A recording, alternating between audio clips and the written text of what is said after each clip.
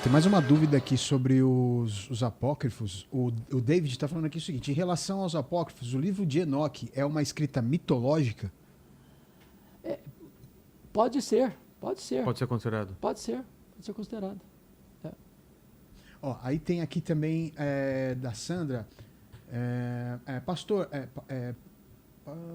ela fala aqui que o pastor Marcos, é um comentário na verdade, né? O pastor Marcos Cranconato afirma que o ataque às torres gêmeas não foi permitido por Deus e sim determinado. O que o pastor Hernandes acha disso?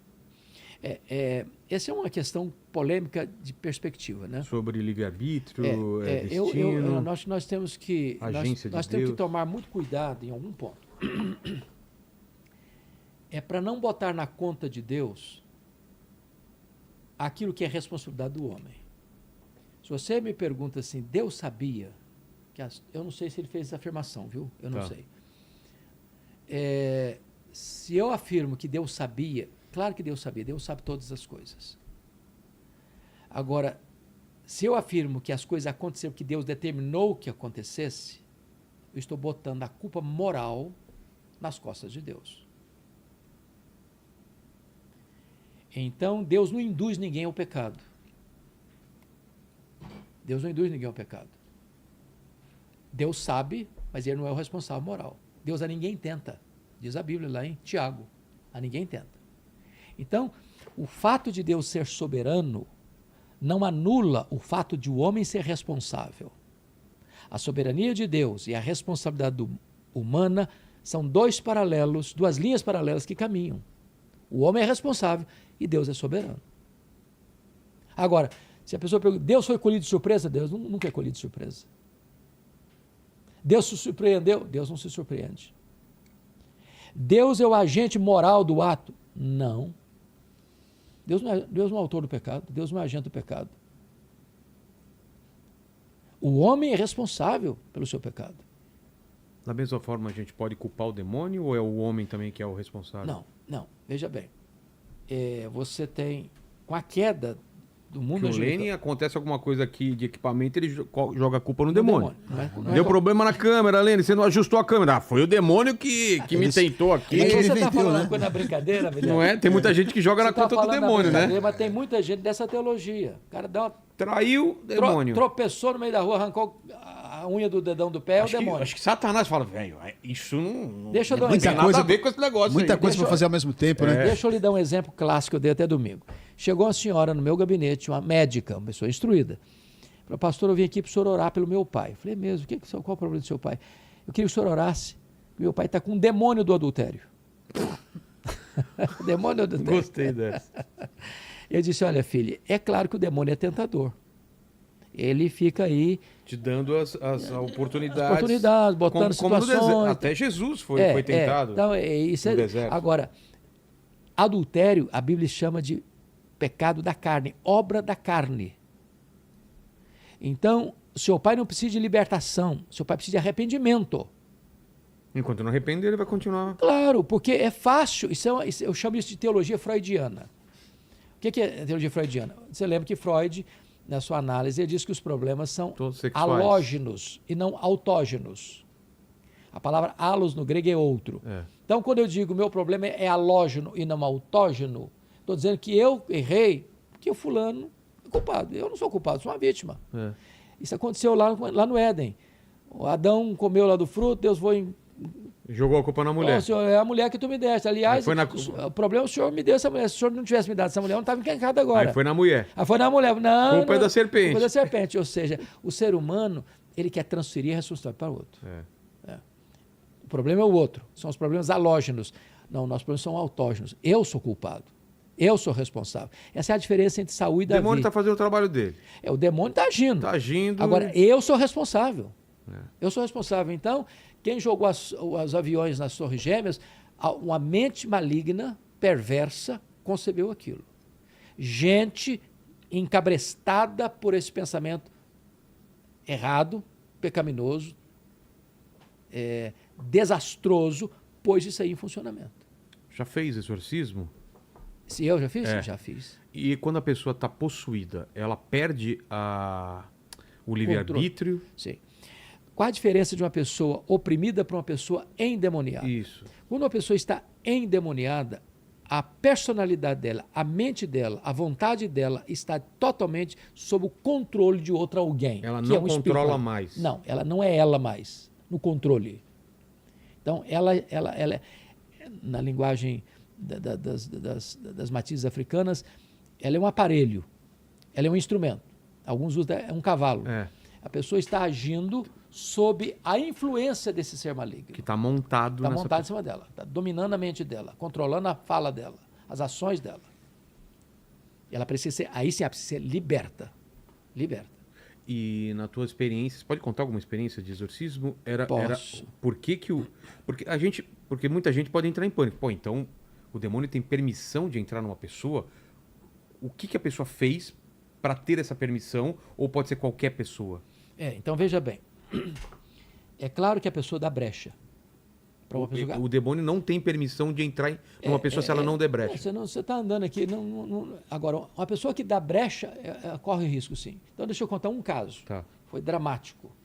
Aconteceu lá em Vitória, no Espírito Santo. Nós estávamos num grande congresso e com mais de 3.000 pessoas. Era um congresso de avivamento na época. E no meio do culto, lá no meio da multidão, uma pessoa deu um grito muito cavernoso. Aí o grupo que estava por perto pegou essa pessoa, levou para uma sala e cuidou dela lá, estava possessa. Libertou. Porque libertação de possessão demoníaca não é a mesma coisa de conversão. Uma pessoa pode ser liberta de demônios e permanecer na incredulidade. Ah, entendi. Aí o demônio voltar de novo, oportunamente. Bom, no dia seguinte, esse cidadão foi de novo para o culto. E disse para mim, para mais 2 colegas, pastores... Só depois não esquece de explicar também o que é opressão, tá? Tá. Que a gente tá falando de possessão. Possessão. Depois saber o Tá, que é opressão. ok. Disse assim para vocês, podiam fazer uma visita na minha casa. Falei, nós vamos. E fomos em 3 pastores. Ele foi no meu carro. 2 pastores foram cada um carro. Chegamos na casa dele, Vilela. Ele foi conversar. E no caminho eu fui perguntando para ele, e aí, você tem noção do que aconteceu ontem?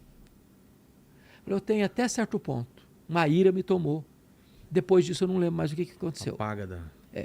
Aí ele foi me contando da vida dele, dos pactos que ele tinha com os demônios, de marcas que ele tinha no Que corpo. pacto Aliança. mesmo? Aliança. É mesmo? Para conseguir alguma coisa. Coisas horríveis. Tá. Horríveis. Viu a vida completamente torta. Ele chega na casa dele, estacionamos os carros. Tinha uma varandinha, um portãozinho embaixo. Ele chegou, tocou a campainha, chamou a esposa, nos apresentou à esposa dele. Terminada a apresentação, ele deu um salto da rua para dentro da varanda dele, arrancou a camisa, abriu os braços e disse, agora vocês estão no meu território, agora eu quero saber se vocês têm poder mesmo. E esse homem partiu para cima de nós com violência. Com violência.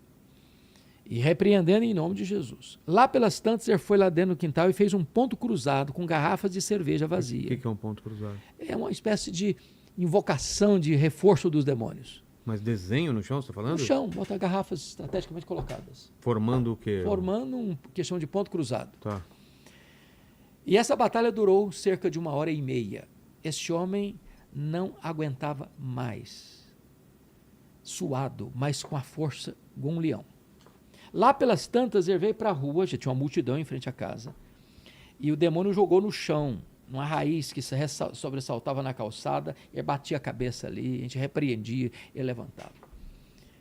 Depois de 1h30, quem estava liderando esse exorcismo dele, disse para mim e para o outro colega, assumem porque eu estou muito cansado. Aí o demônio falou na boca dele assim, tá com medo? Não está aguentando? Aí nós falamos para o colega, dá ordem para sair agora. E quando o demônio foi embora, a caça de demônios foi embora, esse homem estava tão cansado que ele não conseguia ficar em pé sozinho. Totalmente exausto. Aí ele foi lá no quintal dele e nos mostrou um templo de adoração aos demônios. Nossa. Esse homem foi liberto, mas ele não se converteu. Eu encontrava com ele na rua, O que acontece ele mudava de calçada. quando a pessoa não se converte, expulsa o demônio, vem 7. 7, pode vir 7, a segunda estágio ser pior que o outro. É possível que haja pessoas endemoniadas, libertas e são salvas, porque elas se arrependem, entregam-se a Jesus. Eu tenho muitos outros casos que eu poderia contar para você aqui. Opressão. Opressão... Mas só antes de ir para a opressão, o pessoal está perguntando aqui quais são essas brechas. Você falou de uma coisa grave de Por exemplo, pacto. então vamos Qual lá. outra brecha? Vou te ler. Efésios 4. Está escrito lá. Efésios capítulo 4. Deixa eu ver se eu acho aqui. Aqui, ó. Versículo 26. Irai-vos e não pequeis. Não se ponha o sol sobre a vossa ira, nem deis lugar ao diabo. Uma pessoa que odeia, ódio, ele amanhece com ódio, ele anoitece com ódio, ele dorme com ódio, levanta com ódio. Aqui está um fogo no coração dele. Ele está abrindo um flanco para Satanás, para o diabo entrar. O diabo entra nessa brecha do ódio. Da impureza sexual, o demônio entra nessa brecha. Então, o pecado é aquilo que alimenta a ação demoníaca na vida de um ser humano. Se a pessoa permanece no pecado, ela está correndo um sério risco de ser controlada por seres malignos. Entendi. Agora, outra coisa importante, Vilela, a ação maligna não é só esse tipo de exorcismo, de estribuchar, não. Não? Tem muita gente com a gravatinha bonita aí nas altas rodas sociais. Você assistiu o filme Advogado do Diabo? Sim. Lembra do camarada? Qual outro filme lá que a gente assistiu? O Nefários. Nefários. Nefários. Esse eu não assisti, não, hein? Esse ainda não. Oh, tem que assistir, Sério? pastor. Pesadão assim? É um cara que está indo para cadeira elétrica, Cadeira né, elétrica. vai ser executado, e aí vai um advogado, alguém para falar com ele, e fala que ele é o Lúcifer, e bicho. começa a falar de tudo. Ele é o bicho. Ele é o bicho e começa a falar como ele age no mundo. Meu Jesus. É bem interessante. Então, varão, é possível que uma pessoa esteja aí nos grandes gabinetes administrativos, econômicos, políticos, e está Possesso? debaixo do poder do demônio. Caramba. E a opressão Opressão. demoníaca? Então, opressão, a palavra já está dizendo de Oprimir. oprimir. É quando a pessoa... E é possível isso acontecer com qualquer de nós. Possessão não pode acontecer na vida... Eu já senti opressão, viu? Eu Você já também, sentiu, eu Lance? também já. Já. Eu, Não também, é uma eu vou te coisa dar ruim. alguns exemplos. Não é possível uma pessoa salva ter possessão. Possessão. Não pode. Por quê? Porque tem uma lei da física que diz que 2 corpos não ocupam o mesmo espaço ao mesmo tempo. Se o Espírito Santo está aqui, Não entra. ou um espírito maligno não pode estar no mesmo lugar. Entendi. Agora, eu já tive opressão e sabe onde às vezes acontece? Onde? No sonho. Então, eu senti isso dormindo também. Parece que estava apertando o peito para baixo. Assim. Exato. Eu estava visitando... Mas não estava na minha casa, não. Eu estava em um outro lugar que era estranho. Eu estava lá, na África do Sul, na missão Quacisabanta, onde houve um grande avivamento. Nós fomos lá em 1991.